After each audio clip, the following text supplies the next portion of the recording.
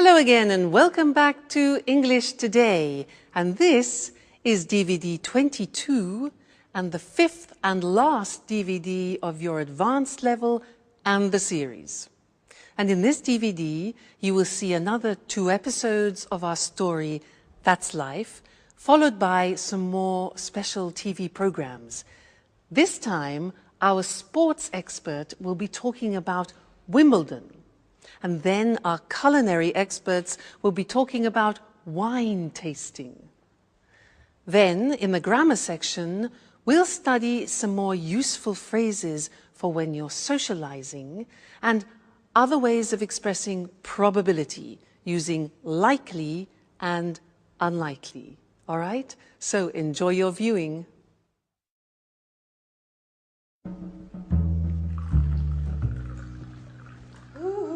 Anne! Hi. I'm so happy you have accepted my invitation. What a strange voice you have. I almost wouldn't have recognized you. It's the thrill. You can't imagine how I've longed for this moment. Oh, really? You don't say. To be truthful, I'm rather emotional myself. Oh, I'm glad you feel that way. Slow down, boy. I really don't want to wake the others. Oh, the others? Never mind. Who cares if they find out? Actually, I'd rather they didn't. You know how I am. I'm shy and reserved. Oh, what a pity. I know. And that's why I'm crazy about you. Reserved with the others. But you are a tiger when it comes to what you want. Come again? Oh, you know exactly what I'm speaking about. Well, let's light a candle. I want to see your face.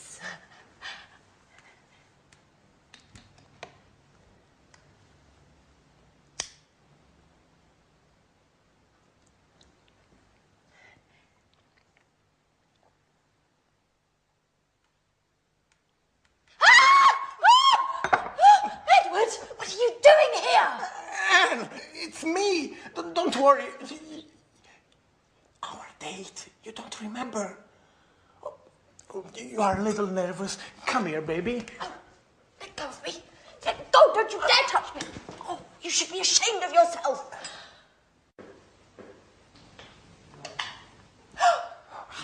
Hey, what's going on in here? No. Edward? No. Anne? Oh, now I understand everything.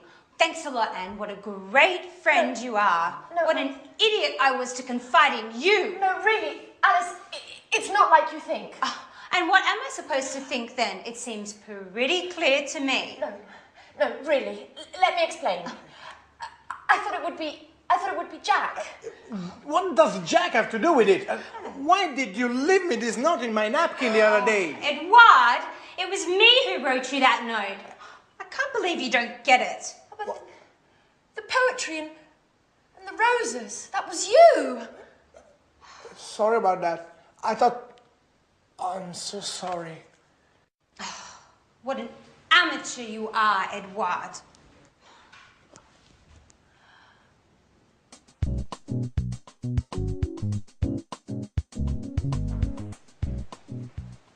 Hey, Anne.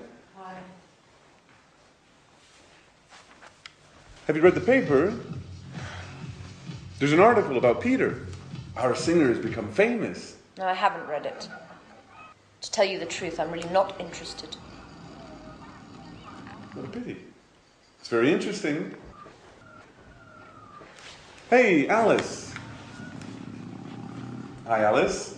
Take a peek at the paper. There's an article about Peter. Whoopee, glad to hear it. Who cares? Fun you girls are. It's quite the pleasure to hang out with you. Edward, at least you'll be interested. Would you like to read this article about our friend Peter? Actually, I wouldn't, Jack. Would somebody explain what's going on? I have never seen so many long faces. You and your expert advice.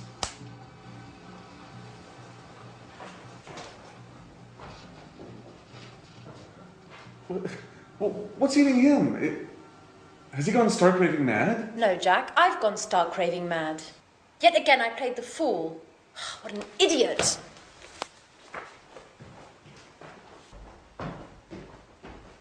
Okay, Alice, at least you'll explain what's going on. I'm in the dark here. It's a long story, Jack. A horrible mess. It all began with a misunderstanding. Well, I'm all ears. Go on, Alice, do tell.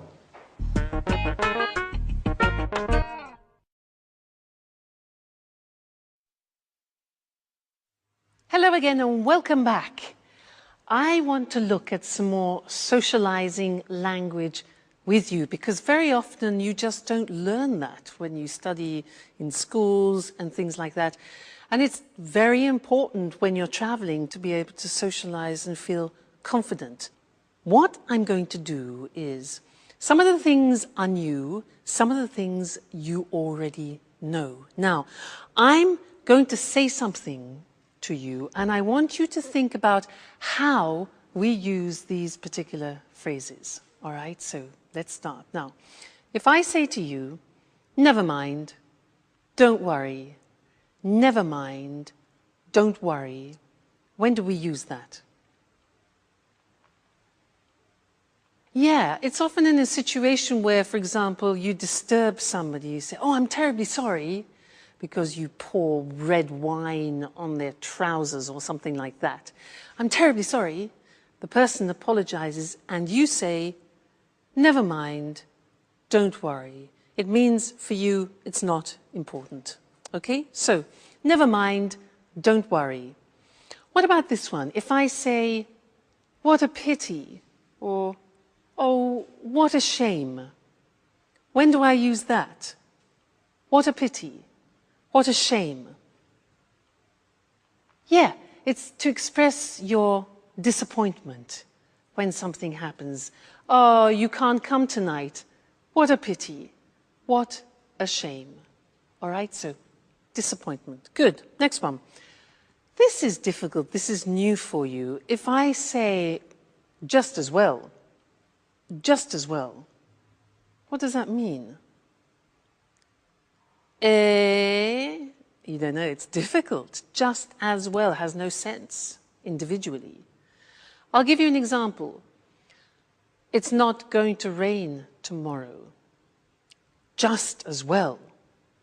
And in that situation, just as well means I'm happy about that. That's good. All right, so just as well is like saying that's good. All right, just as well. Great. Next one, sorry about that. Notice we say sorry about that. Okay, that's when you want to apologize about something. Sorry about that. Very common, sorry about that. Next one, this one. Well, fancy that. Well, fancy that. Now this we use when we want to express surprise. Fancy that. He won the competition. Really? Fancy that. Okay, good. Next one. You must be joking. You must be joking. Joking, now that is when you don't believe something. You want to express your disbelief. So, for example, England won the World Cup. Oh, come on, you must be joking. Right? Now, this one you do know, so this is revision. When do we say, well, actually, I'd rather you didn't? Well, actually, I'd rather you didn't. You know those golden words, well, actually? Yeah. Somebody asks you something like, do you mind if I smoke? And you want to say no politely, not aggressively. So, well, actually, preparation, psychological preparation for no. Well, actually, I would rather you didn't. Well, actually, I'd rather you didn't. Very important.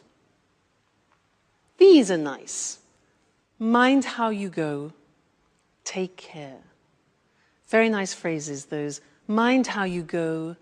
Take care. We say those mind how you go means be careful when you're traveling. When somebody is leaving you and saying goodbye, we wish them that. Take care, mind how you go. It means look after yourself, all right? And the last one is cheers.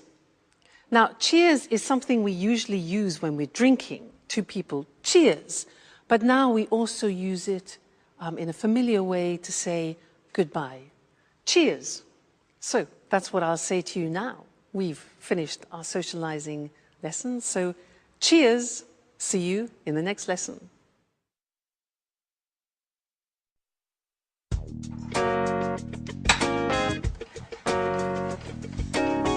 Hi, Anne. Have you got a minute?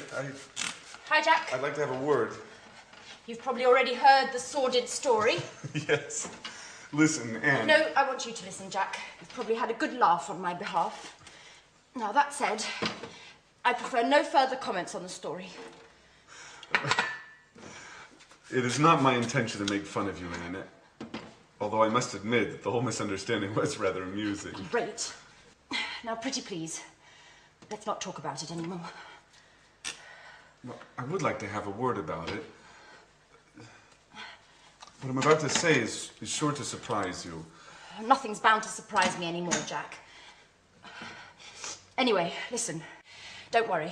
You don't have to explain. I know how things are. I know that you like me, but just as a friend. A friend that, listen, well, Anne. maybe if we'd met at some other time... Anne, excuse me. Things would have gone differently, and then, well, perhaps... Oh, blah, blah, blah, blah, blah, blah, blah. Anne, can I speak for 1 minute, please? Yes. Certainly, Jack. Thank you. Go right ahead. Now, you know how I suffered about Sharon. And well, after her, I didn't think I'd ever feel anything about another woman. But then you came back from your holiday and I started to feel better. I didn't think about Sharon so much. What are you getting at, Jack? And it was because of you that I managed to forget about Sharon. Well, that's what friends are for, n'est-ce pas? You really don't get it, do you? Get what, Jack? Anne, I'm trying to tell you that I'm in love with you. I didn't want to believe it at first.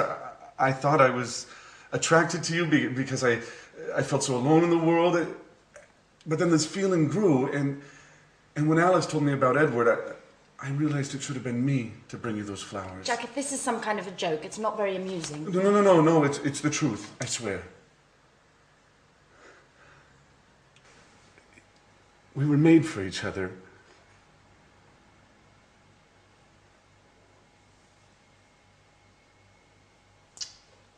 I should have realized it sooner. I'm sorry. Well, Jack!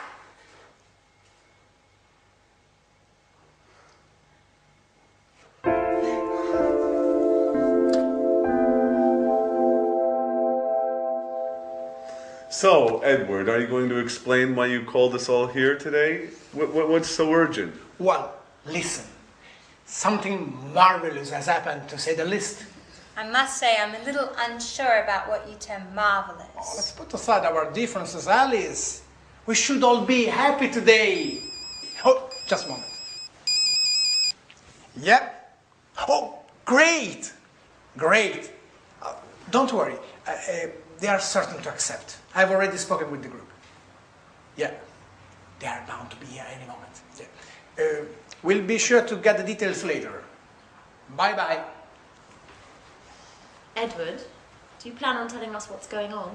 Well, you all remember that I was in touch with the producer to propose what I've filmed with you in this house. Yes, and? He ate it up. He loved you all. The house, your daily gossip, your relationships.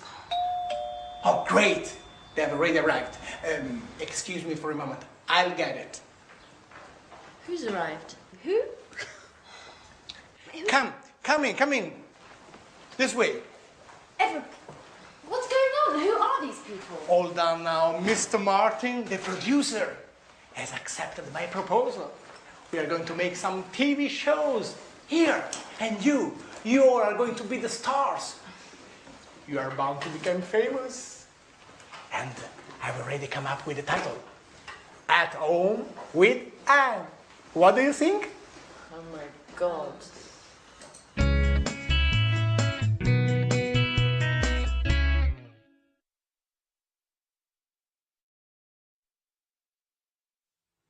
Hello again, and here we are at the last lesson.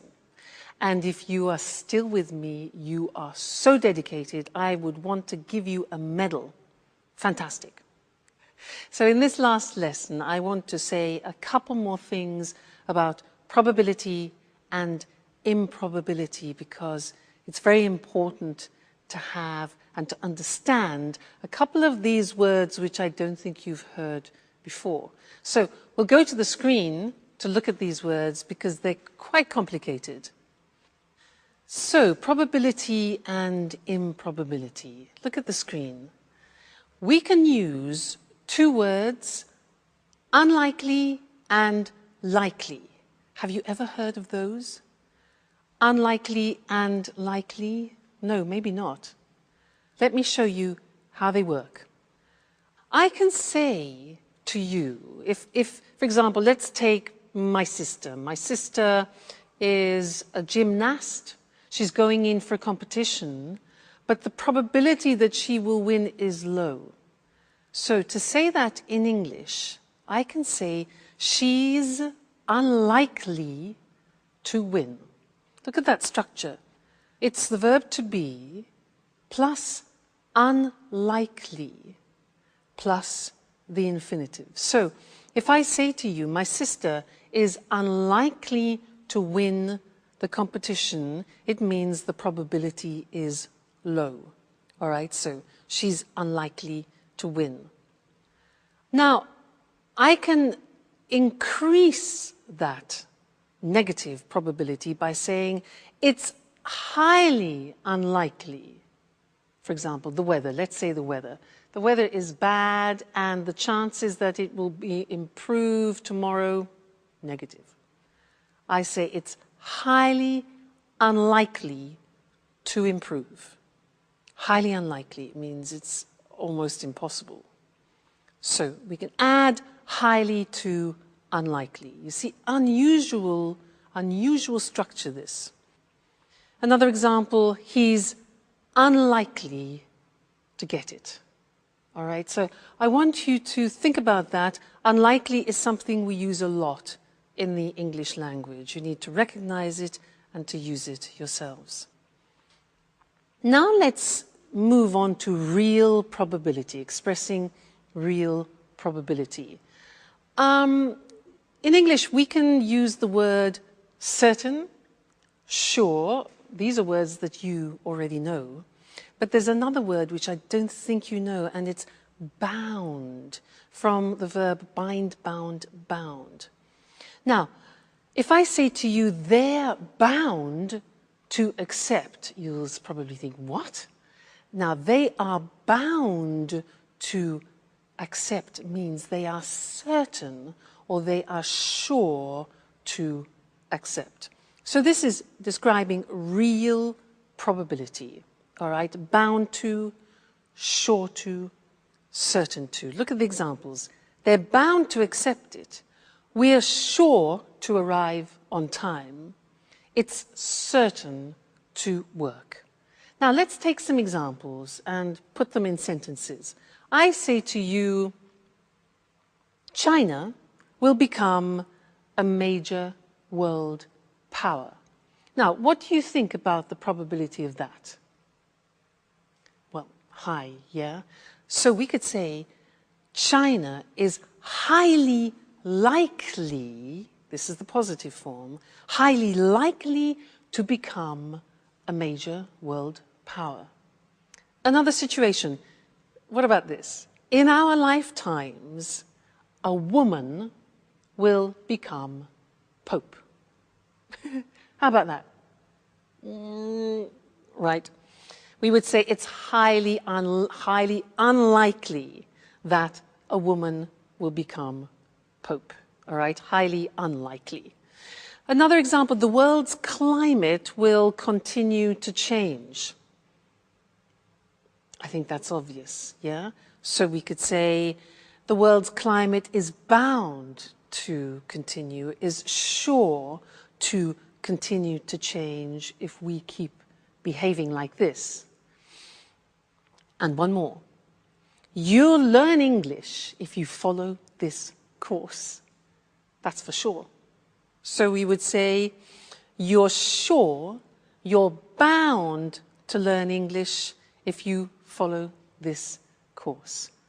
All right, so different ways for you to express probability, strong probability, less strong probability. Fantastic. Well, what can I say to you? You have been wonderful. You've studied hard, followed all the lessons. All I can say is keep practicing.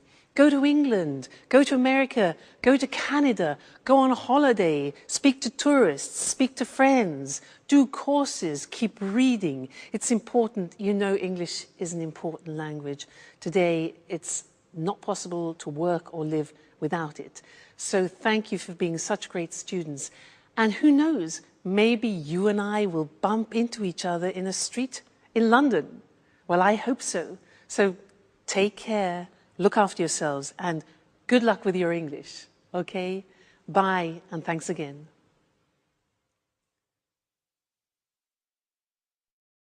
The tennis tournament that for many years insisted players wear only white. The tournament where the game's played on grass and where tradition is a key ingredient. Of course, I'm talking about Wimbledon. Good evening, I'm Eric Brown, and here in the studio with me to tell us more about this famous championship is John Forbes, our sports expert. Welcome, John. Good evening, Eric, and hello, everyone. So, John, can you tell us just why Wimbledon is by far the world's most prestigious tennis tournament? Well, Eric, the world's first international tournament took place at Wimbledon. Today, of course, there are many international tournaments, but Wimbledon has managed to retain a special place in the hearts of tennis fans and most players around the world. And when did the first championship take place? The first tournament took place in 1877, and there were a couple of hundred spectators. Today, nearly 500,000 people go to watch the tennis, and in addition, millions worldwide follow the games on television, radio, and via the internet. For many years, players used to wear white on court. No other colours were allowed. This has changed today, though. And the grass courts? Well, yes, it may be hard to believe, but the games are still played on natural grass. Obviously, a great deal of care and attention goes into getting the grass to the state of perfection. For example? For example, 1 ton of grass seed and 3 million litres of water a year, and a team of 14 groundsmen. 14? Yes, 14. But you know, Wimbledon's famous grass surface can cause problems. What sort of problems? Today, very few top-level championships are played on grass. The world's top players just aren't used to playing on grass anymore. And some top players really dislike grass. Were grass courts more common in the past? Yes, they were. 3 of the 4 Grand Slam tournaments used to be played on grass. I guess the one exception was the Roland Garros tournament in Paris.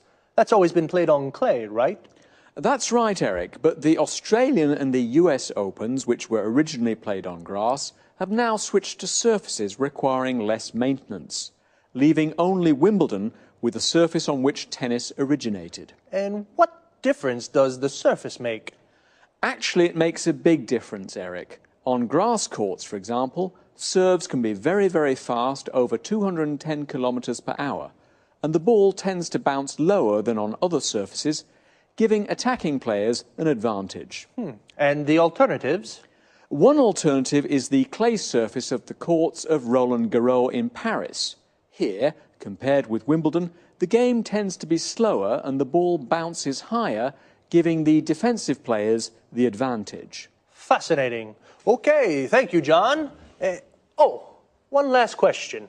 Where exactly is Wimbledon? Wimbledon is a pleasant, leafy suburb in southwest London.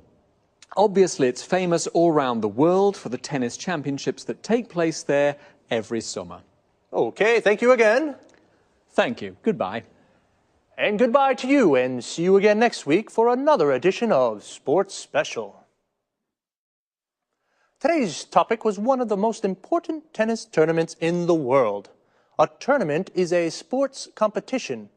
Did you know the first Wimbledon Tennis Championship took place in 1877? To take place means to happen in a certain location. A championship is like a tournament. There are a series of games and there is a winner, a champion. Today, Wimbledon has nearly 500,000 spectators. Spectators are people who watch something from a short distance. And millions of viewers follow the championship on TV. Viewers are people who watch something on TV. We can also say to follow something on TV. A person who plays tennis is called a tennis player. Tennis is played on a tennis court. The Wimbledon Championships are played on grass courts. Tennis courts with a grass surface. They require a lot of maintenance. Maintenance means care and looking after. The other three famous Grand Slam tournaments are all played on clay courts. A clay court has a fine red earth surface. The first shot in tennis is called a serve. A series of shots between players is called a rally. When the ball hits the ground, we say it bounces. The ball tends to bounce higher on clay courts and it bounces lower on grass courts. To tend to do something, this means it has a habit of doing something. On grass courts, the game tends to be faster. Wimbledon is a leafy suburb in South London. A suburb is an area of houses away from the city centre, and leafy means there are a lot of trees. That's about it for today. I'll see you on Sports Special next week. Bye-bye. Welcome to all our viewers. Lisa, this is our last show together. I hope you've enjoyed these informal chats as much as I have. Of course, it's been fun for me as well. Now then, what are you going to talk about today? I've received quite a few emails from people who want to learn about wine tasting. You know it's become very trendy these days. Great. I wouldn't mind understanding a little more about wine myself. Let's begin with the right approach to wine. First of all, before drinking it, one should appreciate the taste of wine. There are 3 steps to correct wine tasting: look, smell, and taste. Well, what should one look for? Colour is the first thing. Whites range from green to yellow to brown, and red ones can be pale red to deep brown. Is the colour of wine related to age? The general rule is whites tend to darken with age. It's usually the opposite for red ones. Now tell me, Lisa, why do people tend to swirl their wine before tasting it? For 2 reasons: to observe the body of the wine and smell its aroma. Now, how do aromas of wines differ? Well, there are many different kinds of bouquet. For example, perfumed, spicy, smoky, and toasty. Well, now it's time to taste. Oh, before tasting, how should wines be poured? Let me show you. Still wines, like this one, should be poured towards the centre of the glass. Remember that sparkling wines, on the other hand, should be poured against the side of the glass. Why is that? So the bubbles don't escape. So, now try sloshing the wine yourself.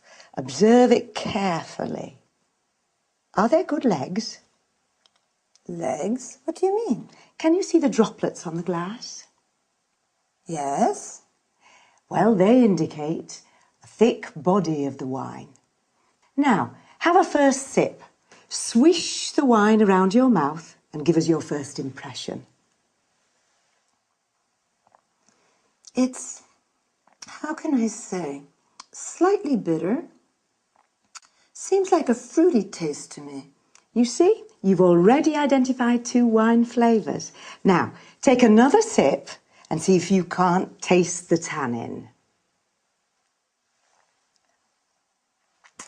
I'm not really sure. In the beginning, it's difficult to define a wine. This is, without a doubt, a round, full-bodied wine. Now, I notice you chose this glass for red wine. What are those glasses for? This glass for red wine is called a Rhine glass. This tulip-shaped glass is for white wines, and that flute is for sparkling wines. And those items over there are the basic wine utensils, aren't they? Yes, this is a corkscrew, and this is a foil cutter. Other useful objects are a drip catcher and a decanter. Well, I'm sure there's a myriad of things that we could say about wine, but unfortunately our time is up. Lisa, thank you for being such a great hostess. My pleasure. Now, let's have a look at the language we used. Lisa said that wine tasting has 3 steps. When we look at wine, we study its appearance. When we take a whiff of wine, we smell it so as to appreciate the bouquet. This is also called aroma or nose. It can be perfumed, fruity, appley, berry-like, for example, bitter, toasty, smoky, spicy, and so on. I asked about swirling. This is moving the glass around quickly to draw in some air. When you slosh wine, the movement is more agitated. Legs are the viscous drops that form and run down the sides of the glass after swirling wine. A body refers to the weight of wine in one's mouth. Wines can be defined round, full-bodied, medium-bodied, or light-bodied. Aftertaste defines the taste that remains in one's mouth, length of time, after swallowing. Tannin is a chemical compound from bark, wood, etc., used in tanning. It mostly refers to red wines. Then Lisa describes the different method in pouring still wines, wines without bubbles, or sparkling wines, wines with bubbles. Now, a quick look at wine utensils. A corkscrew is what we use for pulling corks out of bottles. A drip catcher will avoid drops falling on the tablecloth. To let wines breathe, we use a decanter. Thank you very much for your attention. Goodbye.